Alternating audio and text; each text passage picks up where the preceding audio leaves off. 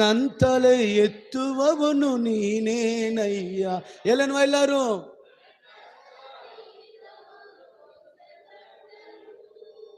ನಂತಲೆ ಎರಡು ಕೈ ಮೇಲೆ ಏಸಪ್ಪ ನೋಡಿ.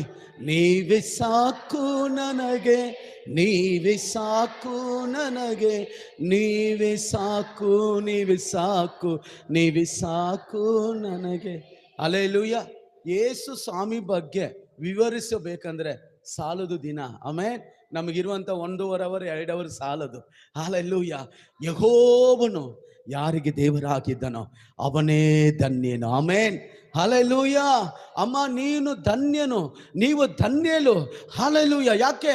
ದೇವರು ನನ್ನ ದೇವರಾಗಿದ್ದಾನೆ. ಆಮೇನ್. ಕೀರ್ತನೆಯಲ್ಲಿ ಹೇಳಲ್ಪಟ್ಟಿದೆ, ದಾವೀದನು ಹೇಳ್ತಾ ಇದ್ದಾನೆ, ದೇವರೇ ನೀನೇ ನನ್ನ ದೇವರು. ಎಲ್ಲಿದೆ?